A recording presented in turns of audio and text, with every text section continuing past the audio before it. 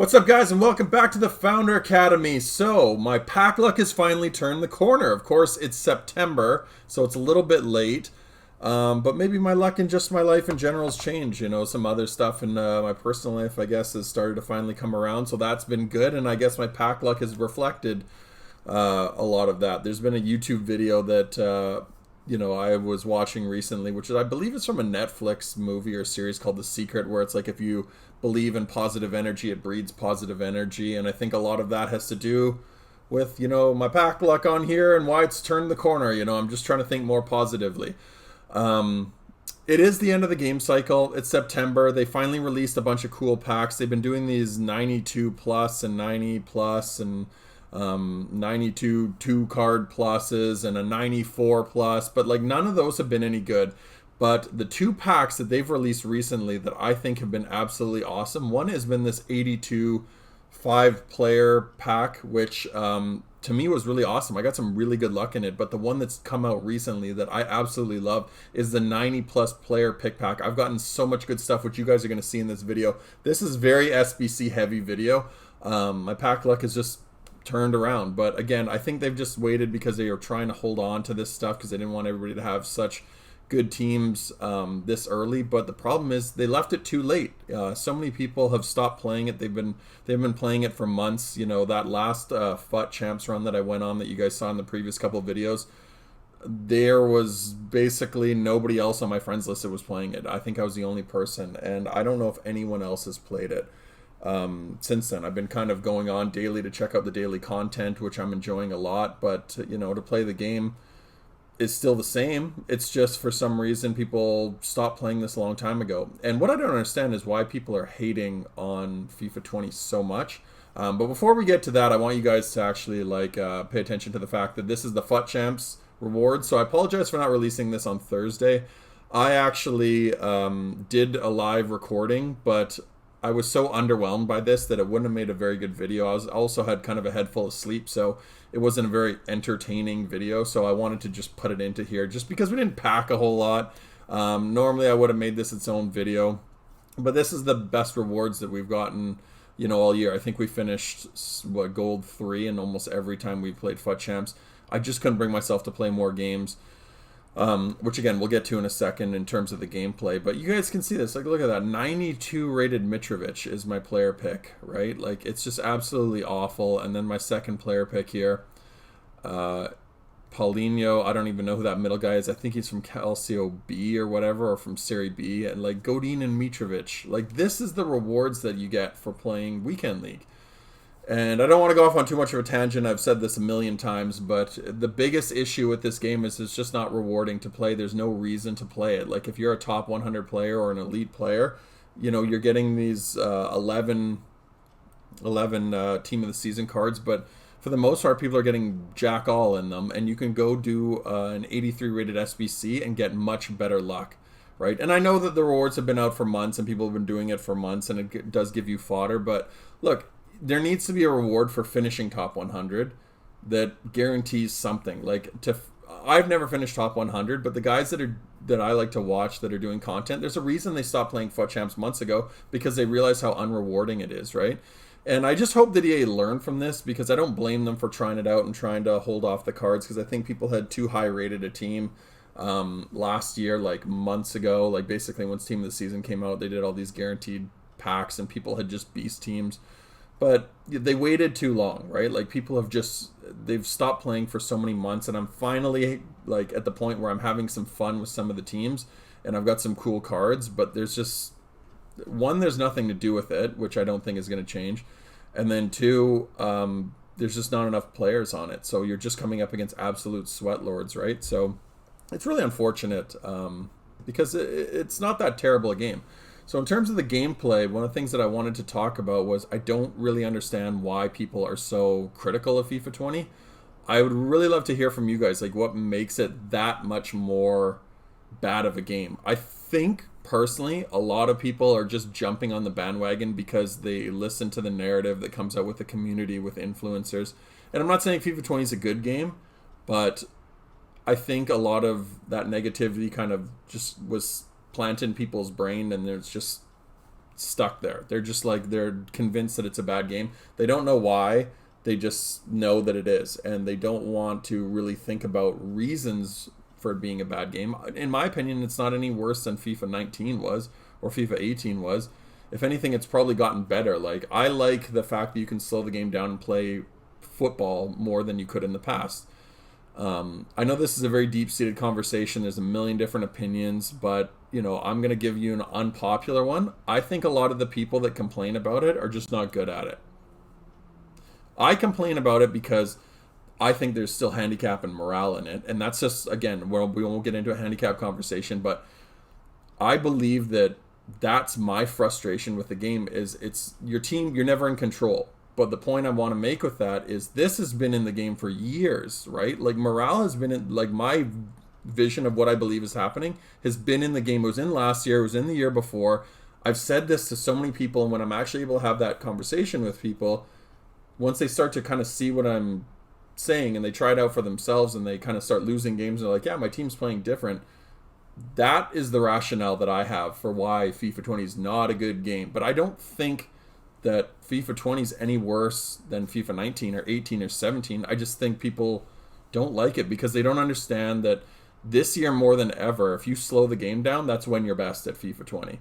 Right? When you can just really dismantle a person. And I think guys get frustrated because they don't know how to tackle, they don't understand how to keep possession, they don't understand how to defend properly. They just want to play it like a video game and rush guys out of position. And look, I understand that to a certain degree, but I think this year more than ever, it's gotten further along in the replicating real world football, right? We're not scoring El Tornadoes, we're not dumping in crosses and heading balls. There's not bicycle kicks everywhere. Like, you have to basically break down a defense in order to score. And I get that there's elements in it which are custom tactics.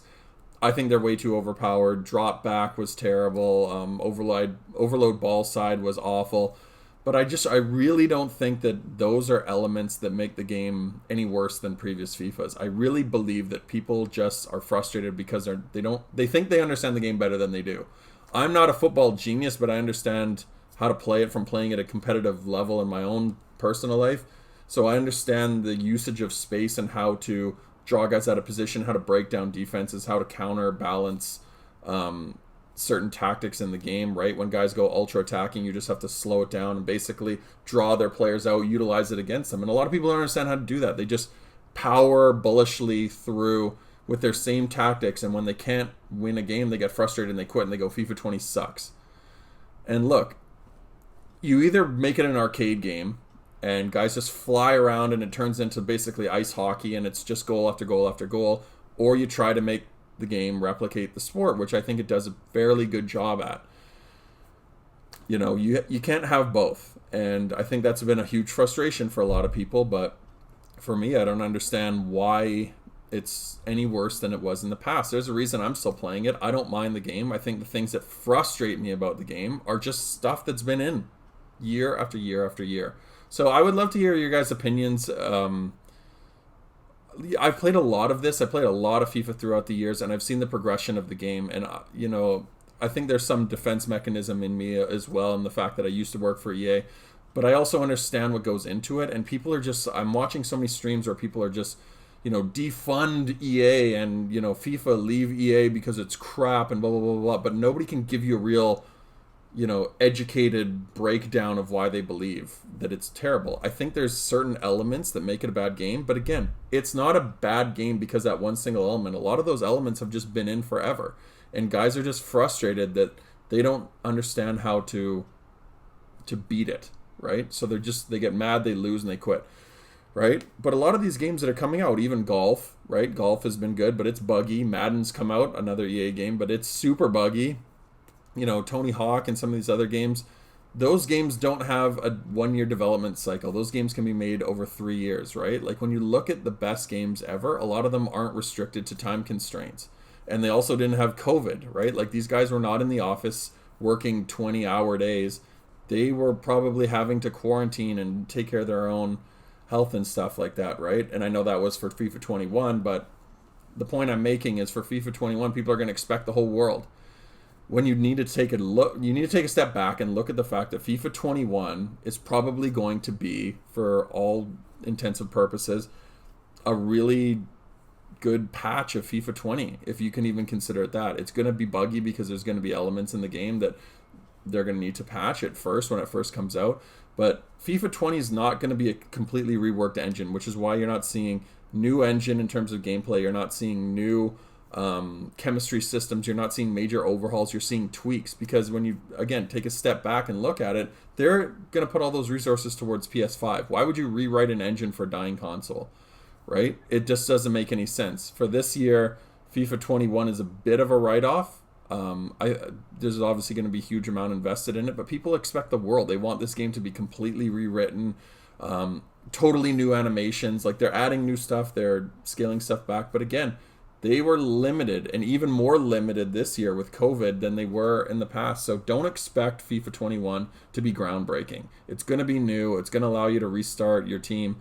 But other than that, I think a gameplay is going to be a lot more of the same. To me, I'm more disappointed that they didn't listen to the community and look at the real problems and say, here's what's the issue, is that there's nothing to do during the week.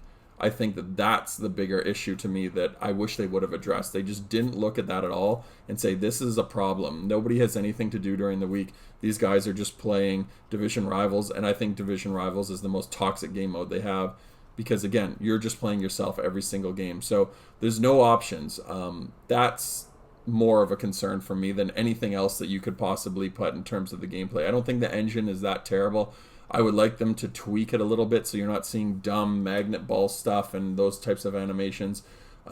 Really suppress the custom tactics, but I'm not going to hold my breath on that one. I think there's that plus an element of frustration from the community because EA is just terrible, really, really terrible at communicating with their audience. They don't interact with them, they don't engage with them, and there's that God factor that I've talked about in the past where everyone's yelling at EA. There's tweets going to them, there's emails, to the point that they just go, okay, I can't listen to all of these, so they just tune them all out. Whereas I was watching the launch of NBA 2K, and NBA 2K's got some limitations, but their community guys are listening, and they're retweeting, and they're actually answering, and they're showing that they're sending that feedback, and they're engaging with the audience. They don't have to do it with every single tweet, like, 2K sucks, what are we supposed to do with that? Okay, we'll just quit. We'll just stop making it then because you think it sucks, right? There's dumb, useless tweets like that come from them every single day, so it's hard to filter that stuff out. But the stuff that is useful, that's coming from their community, they're not just letting influencers do it. Because the influencers are never really going to tell them what's up. They're just going to keep them happy so they can get free stuff and get sent to Burnaby and get sent overseas and go to Game Changers. They're never really giving them the true feedback of the whole community. And I'm not saying EA don't listen, but they don't make you feel like they're listening, right? Like, when's the last time that EA's ever responded to a tweet that you've sent them saying, like, hey, can you fix this? Or, hey, this is broken. Or, hey, I don't have this. If it's not regarding FIFA points, they're not responding to you. So the FIFA 21 gameplay will be really interesting. I got to be honest with you, maybe I've just been influenced too much by some of the guys that are releasing these videos. I've seen some cool animations.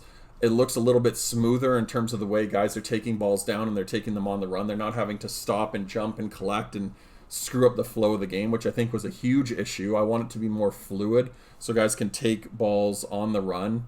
I think that's a huge, huge plus, but there's still a lot that I've seen in the gameplay in terms of just players running into each other and bouncing off of tackles and magnet balls and dumb ragdolling and stuff like that, and that is a huge, huge issue. That's caused a lot of frustration, and that gives those elements of a handicap or DDA or whatever, because you're not getting rewarded for something that you've done. You've defended a guy perfectly, you're hanging with them, you're manually jockeying, and then he bounces into you and bumps into you and bounces off, and he's just away with the ball.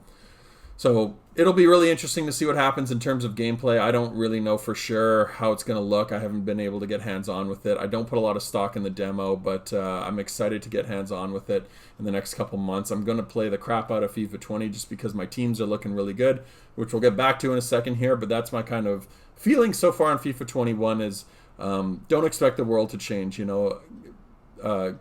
keep your expectations a little bit tempered with it.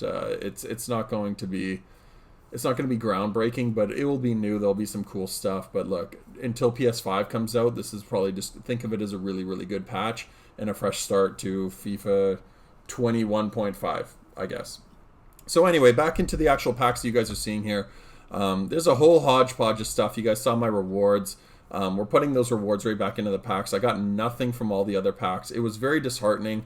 I think mainly due to the fact that I just knew how much effort went into like trying to get that stuff. But the red picks now, and I'm not going to get mad at EA for it. Like they're not interested in it. They don't care about rewarding you at this point. I hope that they change that for next year. But look, at this stage in FIFA, why would they change the rewards, right? There's like about a month left in it. They haven't really done much other than just kind of rinse and repeat. And that's part of their content calendar. I think the SBCs have gotten better and better and better. But there's even less reason to play FUT Champs. And FUT Champs is the only game mode that is even remotely fun, I guess you could say. I don't have a good time playing it. It's the most stressful FIFA I ever play. But Division Rivals is definitely not very enjoyable. Friendlies, I don't have too many people playing the game that I have on my friends list, so that's a lost cause. So really it's just going on, doing the daily SBC, and then maybe getting a couple games in. But I don't mind it. I just want to play stress-free FIFA. I want to build these teams, have fun building them, and just go out and play some online games. I don't need to be beating the world's greatest players. I don't need to be ranking anywhere. I just want to go play random games. It's why I liked online singles. When online singles were kind of the main default game mode, it was fun. This game was just simple. It didn't require you to reinvent the wheel over and over and over. You just go into a game, play against some random guy, see what his team's like, and if you win, you win. If you lose, you lose. I don't want to have to like sweat it out to hit a certain rank. I think there's a place for that, but for me, I want to play casually. I want this to be my de-stressor. I don't want it to be my stressor. And it just hasn't been in a really long time because everything's gotten away from casual and everything's got towards hardcore. And they tried to bring back some casual game modes with the friendlies, but I just don't think it worked. Like, just please bring back online tournaments. They're not going to for FIFA 21, but I hope that they do it for FIFA 22 because that's all I really care about. It's just something simple like that. It gives you a little bit of an emotional investment in winning the games, but it's not FUT Champs. I don't want to play 30 games. I don't want to be abusing tactics and killing myself to try to win every single game. I just want to go in and have some fun playing it. Like I said, this is a real shame because there's so many cool cards that we're getting. You guys are seeing this with all these SBCs. I've just been getting them, rinsing and repeating them, and that's been a lot of fun for me. I don't actually have that much in my club. I'm now at a point where my club is stacked full of really high rated cards, but there's nothing in between. I have no fodder, and I think that's their plan, is they want to get people out of the fodder. They just want to get them using high rated cards. But like, if there was an SBC for that Munier again right now, I don't think I could do it. I had to like really kill myself to get these types of players. The 82 rated one was great, but if you do an 83 rated one, you can get a 90 plus player pick pack. So now I'm not literally getting any fodder at all. Like, the 82s were great because you could actually get like one really good card and then 4 other cards that you could rinse back into it. But now I have nothing left, and if you don't make coins, which not a lot of people are doing unless you're still getting rewards on Thursday or your Sunday squad battle rewards, there's basically no way to get any of these cards because they're so expensive on the market. Everything is selling like 81 rated cards, 80 rated cards that are going for like 4 or 5K. It's insane. I think I sold like that Cragno or whatever, the keeper from the Serie A, is like an 81 Italian rated goalkeeper. Nobody uses him. He's just fodder, and he sold for like 4,500 coins or something like that. I just sold him right now. But yeah, what you guys are seeing, like you're seeing like the rewards, the fruits of my labor here from just rinsing this stuff. Like, some of these packs aren't great, but we did get Riyad Mahrez was a really nice pull. We got Thibaut Courtois, which I was contemplating using, but I was like, I can't get rid of Ter Stegen at this stage. So we do end up putting him back into an SBC. And then there's every once in a while you'll get some crap, right? Like, we ended up putting that Diego Godin right into an SBC. I'm never going to use him. He's just too slow. Don't get me started on pace. Pace is just a whole other ball of wax. But yeah, just a ton of stuff that is just coming in packs that are just totally unusable at this stage in FIFA, right? So a lot of this stuff is just SBC fodder. But this was the best pack we got this entire year so far. I was in shock when I saw that. When I saw the Argentinian flag come up, the striker, I was still not really thinking about who it would be. I was like, maybe Lautaro Martinez, but I honestly had no idea. I was thinking Carlos Tevez or something. But like, look at that pack, right? Or Sergio Aguero, and then 2 other team of the season cards. Like, these are from this 82 rated plus SBCs. Like, these things have been paying out like crazy. Every once in a while, you'll get a pack where you get 5 82s. But honestly, I've gotten more team of the seasons guys than any other card that I could possibly get, right? Like, I've got, or that doesn't really make any sense. I've got more team of the seasons than I haven't in packs, right? Very few times I've gotten gold rated cards, but like team of the seasons are just paying out over and over and over. Like, it is just such a great SVC to do, and it's only 82 rated. So if you have fodder sitting in your club, just go do it. I'm going to message some of my friends that haven't played in a while and just go, dude, honestly, just get your cards, sell them on the market, and go do these things for basically nothing. Like, I think they're like 60K or something like that to do one fresh. They're not a whole lot, but you can just pack some really crazy stuff. And especially with the 82s, you can just rinse and repeat, because all you need is a couple more like fodder cards in your club. Next thing you know, you've got another one, right? So if you get a crap pack of 85 or 5 82 rated cards, you can just go do it right again with the cards that you got in your last one. So anyway, we jump into a game here. This was my first attempt at using my Bundesliga squad. I just wanted to see how they rolled online. This guy didn't end up playing. I don't know what he was doing, because this was in friendlies. He didn't even try to start. When I was in there, it took me, for some reason, I don't know why, it took me a second to realize that he wasn't actually playing. But I noticed that I guess he just had a rubber band, and his guys were like, just as soon as they would switch to a player, the guy would just walk up the screen and just walk off the field. So he just had his controller held to up. But again, I don't know why you would do that in online friendlies. I don't think there's any game modes, unless it's just like play a game in any game mode, or do something in any game mode where you play a game with a certain amount of players from a certain squad. But I couldn't think of any mode where it would require you to just go into a game and just lose 10-0 and not do anything. So I'm not sure what he was doing, but whatever it was really idiotic. It was just a waste of my time. We pumped 10 goals in on him and kind of ruined the gameplay, so I didn't bother showing you the goals, obviously, because we weren't playing against anybody. But that team was really cool, which we'll come back to in a sec because there's more gameplay. But I did want to make a note here. I wanted to show you guys that we did sell our 97 rated Maradona. I was heartbroken by it, but at the same time, I was like, you know what? I just want to mix things up a little bit. My main squad, there we go, get Darko Kovacic. Is it Darko? Yeah, Kovacic, yeah. So he's perfect because we can put him into our EPL squad. We have 3 teams, which again, we'll come back to. But yeah, I wanted to switch up my squad here. You guys are seeing what the new team looks like. I just wanted to bring back Messi. You know, that Messi's been taunting me. I used the loan version, and like, look, I hate having to use a right wing in my squad, so we just switch it up during gameplay. But team of the season Messi, he was basically almost a straight swap after you take out tax for Maradona, because I think Maradona went for 19 something, and after that 100k tax, it ended up being about the same price point as my Messi. I think I had a little bit of change after, but you know, I just wanted to bring Messi back into the squad and use him. And again, one of the biggest reasons was, one, just to mix up the team. I played about 100 games with my other team with Maradona. But the bigger reason was, as much as I love Dybala, he wasn't a great starter. And I want to bring Dembele onto the left, because even though he's got 5-star, he does force the ball over to his left foot quite a bit. So I want to move him onto the left. And Raheem Sterling, to his credit, is actually a really, really good card. So we came up against this guy. This guy had a really good team. He had a lot of icons in his squad, but I just, you know, at the start I was expecting this guy to be really, really good, and he was a decent player, but we've been playing such good FIFA lately that I felt so confident going into it. So it was almost immediately right after he scored, we ended up just walking down the field, and I think there was a bit of a kickoff there, but we do end up scoring a goal, and we just pumped this guy, you know, like after we ended up scoring our first goal, to tie it up 1-1, it just turned into like this onslaught. Like, he couldn't handle my left stick dribbling. We had a whole bunch of opportunities. You can see a nice little give and go there. He was panicking on the defensive end. He was just running all over the place. He couldn't really handle it. But he wasn't a terrible player by any means. We were only up 2-1, you know, going into the end of the first half.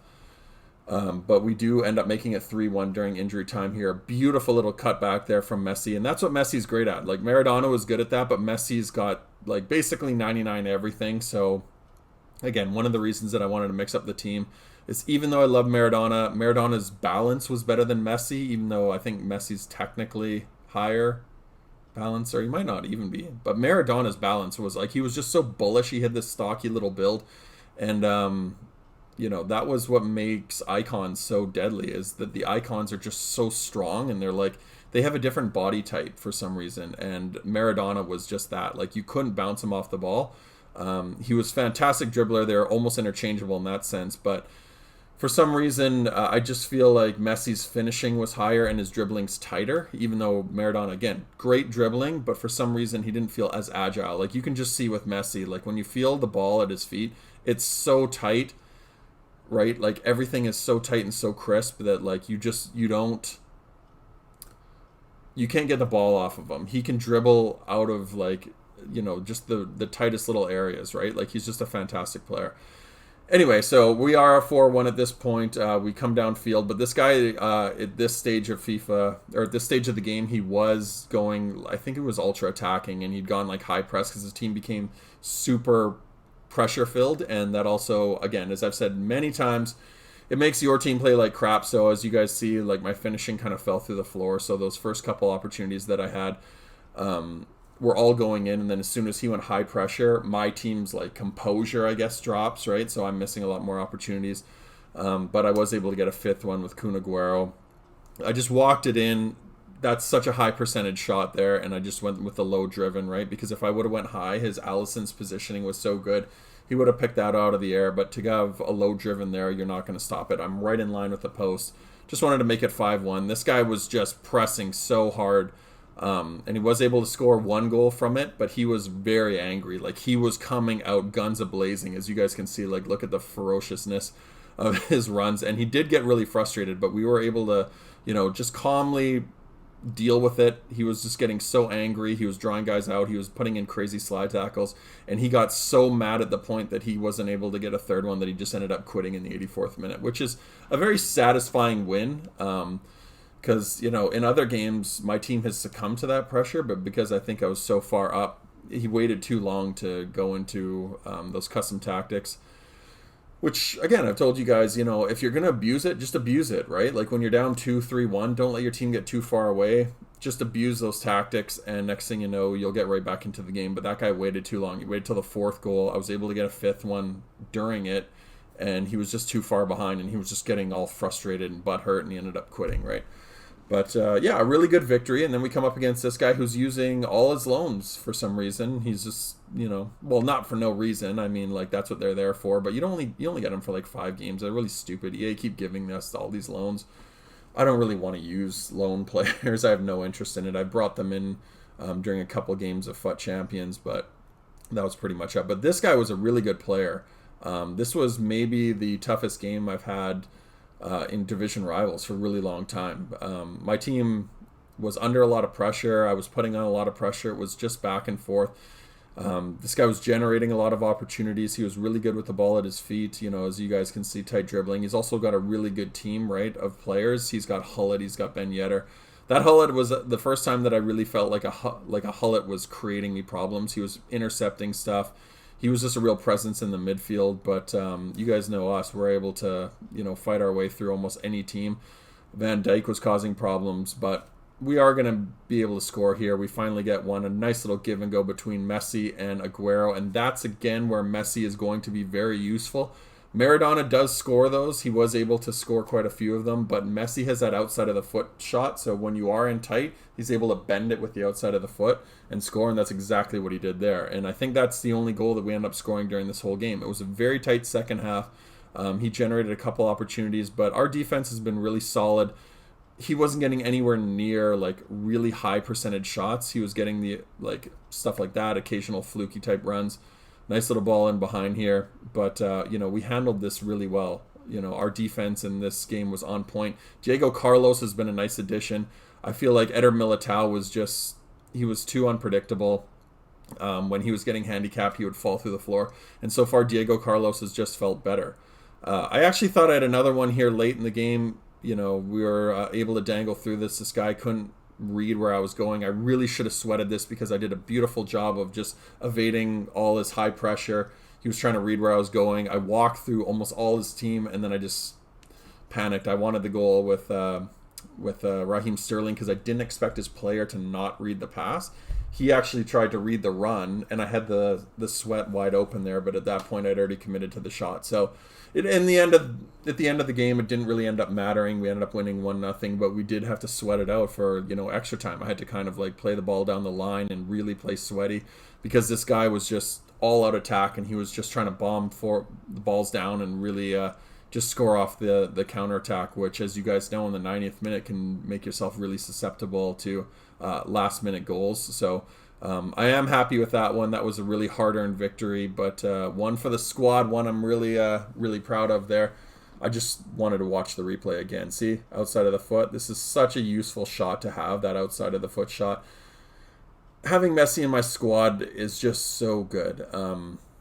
I'm a little sad that he's not as fast, and he's got a few stats lower than the team of the season. But the team of the season, the thing that it lacked, and the reason that I didn't want to go with it, was the team of the season didn't have the strength and didn't have the stamina. I think he's got 90 stamina, and the team of the year's got 96. So that is something I had to sacrifice a little bit of pace, a couple shooting stats, and maybe some dribbling or passing.